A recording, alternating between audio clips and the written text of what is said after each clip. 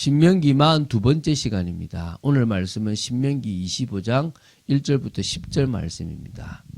1절부터 3절 말씀을 합독하고 신명기 25장 1절부터 10절 말씀을 보도록 하겠습니다. 그러면 신명기 25장 1절부터 3절 말씀을 한 목소리로 합독하도록 하겠습니다.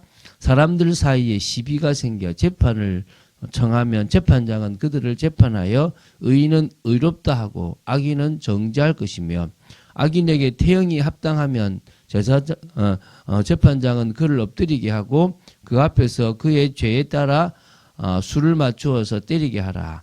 40가지는 때리려니와 그것을 넘기지는 못할지니 만일 그것을 넘겨 매를 지나치게 때리면 내가 내 형제를 경히 여기는 것이 될까 하노라.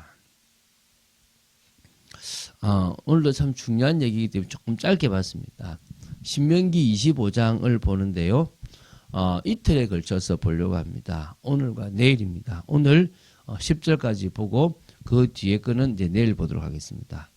자, 그러면은 먼저 1절부터 4절은 태형 집행과 관계된 것, 그리고 곡식 또는 소에 대한 규례, 요 두 가지를 지금 다루고 있습니다.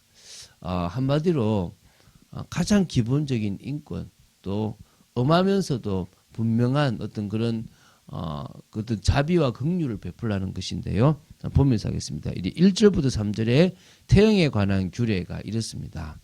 사람들 사이에 시비가 생겨서 재판이 이렇게 누군가 재판을 청하면 재판장은 아주 공정하게 해야 됩니다. 그래서 의인은 의롭다, 악인은 잘못됐다고 정죄를 해야 됩니다. 당연한 거잖아요. 근데 당연한 게 당연하지 않습니다. 유전무죄, 무전유죄.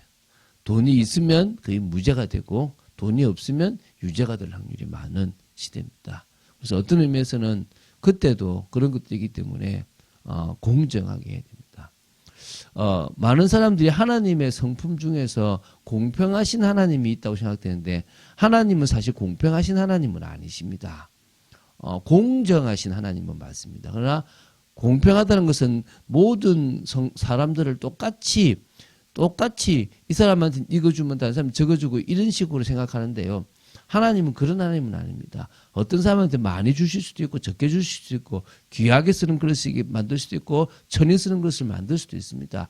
그 쓰임에 하나님이 그냥 다 그냥 일괄되게 만드시는 거지 공평하게 똑같이 저 사람에게는 키가 큰 대신에 나는 재산이 많고 이렇게 다 공평하게 주시지는 않는다고 보시면 됩니다. 그러나 공정함은 있습니다. 공정함. 이게 뭐냐면 의를 집행할 때는 벌을 주실 때는 치우치지 않고 그 사람의 행위를 따라서 아주 공정하게 하신 겁니다. 그래서 하나님은 인간이 그런 공정함을 따라서 인도받기를 원합니다. 그래서 여러분 정말 공정하게 해야 됩니다. 그게 되게 중요하고요. 또 태형을 때려야 될 사람이 있다면 재판장은 판결을 내리고 그 앞에서 죄에 따라서 수를 맞추어 때리게 하였습니다. 태형을 집행할 때는 그 죄에 이렇게 많고 적음, 이게 경중이라 그러죠. 경중에 따라서 태형의 그 수가 있는데요.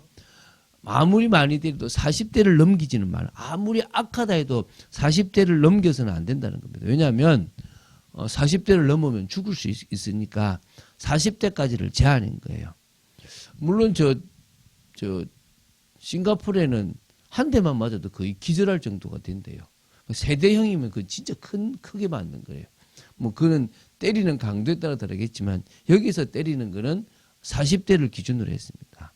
그래서 이것 때문에 유대인들은 40을 혹시 넘어서 41대 때리면 안 되니까 율법에 그래서 39대 40에 하나 감한 매를 때리는 거예요.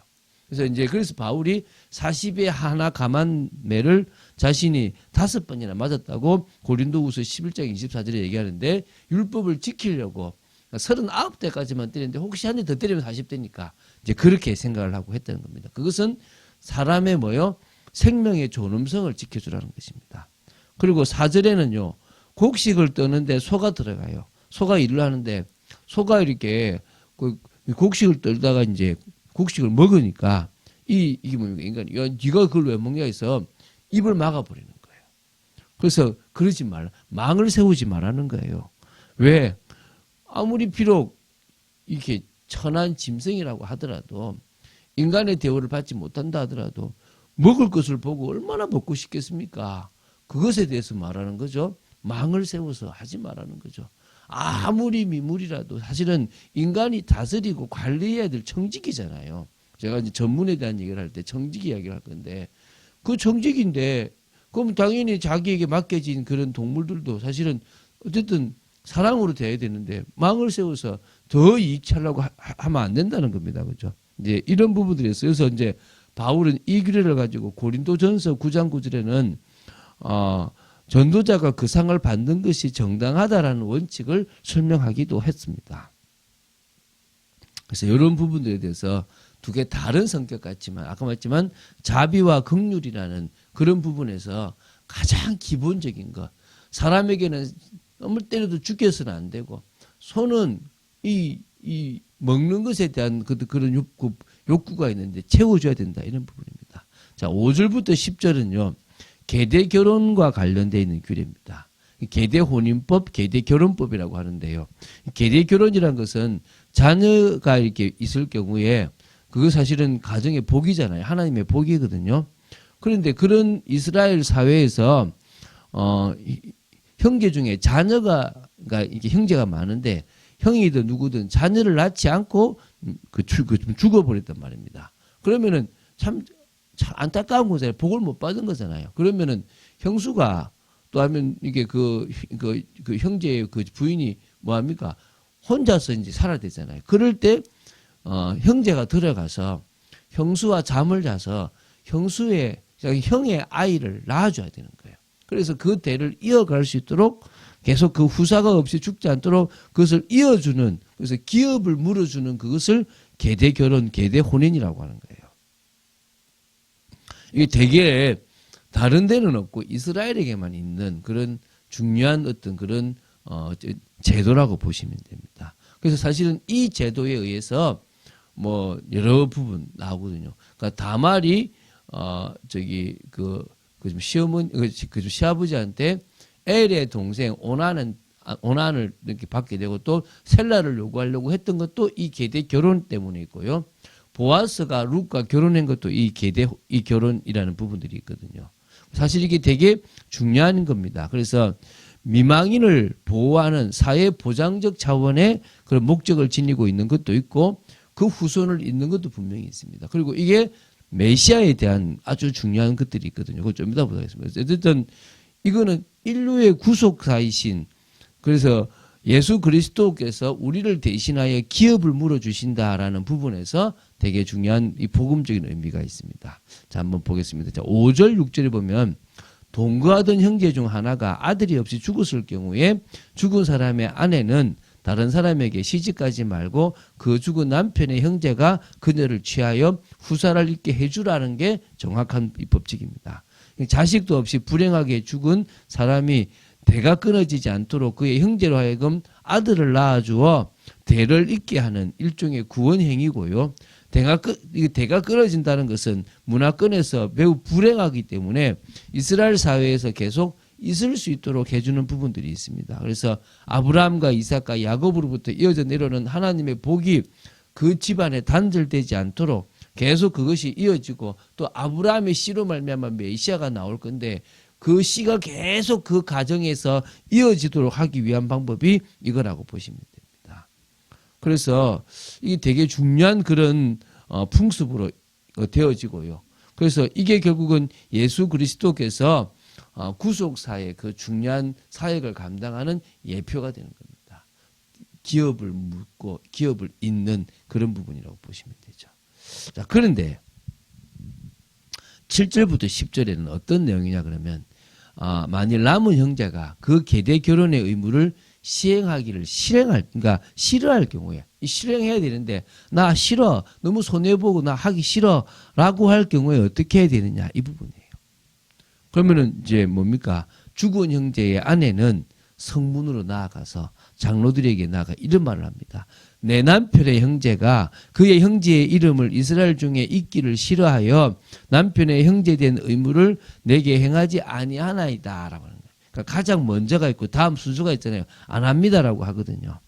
그럼 이때 이제 그 성읍 장로들은 그 형제를 부르는 겁니다. 불러서 사실 여부를 확인하게 되겠죠. 근데 이제 죽은 이 형제의 아내의 그 주장 같이 맞다고 생각되면 그때 장로들은 거부한 사람의 발에서 신을 벗겨요.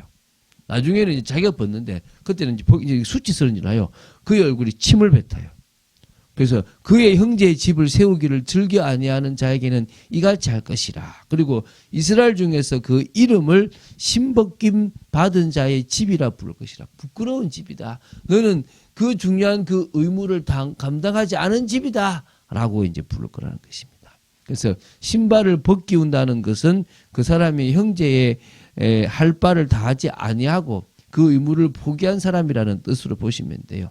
그래서 이스라엘 사회에서는 수치를 받아들일 만한 것이었다는 것입니다. 그래서 혈연 공동체인 이스라엘에 있어서 형제에 대한 의무를 다하지 않는 것은 한 형제의 길을 거부한 것과 같은 것으로 아주 나쁘게 본 겁니다. 그래서 이거를 하라는 겁니다. 그래서 이스라엘 사회에서 형제 의무를 다하지 않으면 조롱과 멸시를 받았다는 것입니다. 그 의무도 지금 여기 들어가 있는 거예요.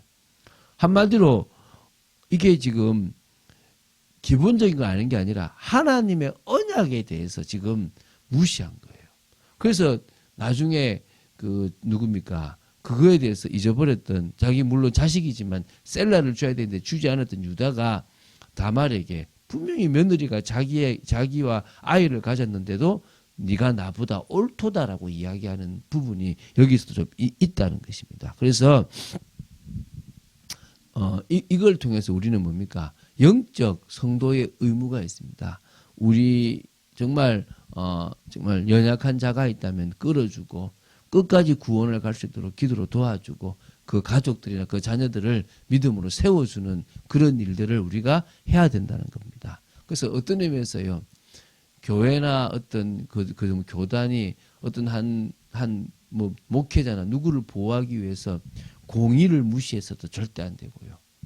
그래서 어찌 보면은 뭐 교회의 뭐 담임 목사나 누군가가 이렇게 뭘 했을 경우에 이렇게 뭐 성범죄를 했을 경우에 교회가 보호해 줄 때가 있잖아요. 누구를 보호해 줘야 됩니까? 정말 상처받은 사람이 누군지를 구분해서 진짜 피해받은 사람을 도와줘야 돼요. 그게 공의를 세우고요. 그게 하나님의 언약과 통하는 진짜 약자의 입장에 서는 거거든요. 하나님은 그러기를 원하시는 것입니다. 우리의 전문을 가지고 그런 축복과 응답을 받아간 여러분 되시기 바랍니다. 주는 그리스도시요 살아계신 하나님의 아들이심을 고백합니다. 오늘도 여러 중요한 이야기들을 했습니다. 지금은 없는 법들도 많지만 기본적으로 우리가 생명의 존엄성과 또 동물이지만 그들을 향한 배려, 또 하나님의 그 언약을 잇는 이 언약적인 부분과 통하는 축복이 있어야 될 줄로 믿습니다. 하나님의 그 언약을 이루고 세계복음화에 방향 맞추는 저희들 되도록 지켜 주시옵소서. 주 예수 그리스도 이름으로 기도드립니다. 아멘.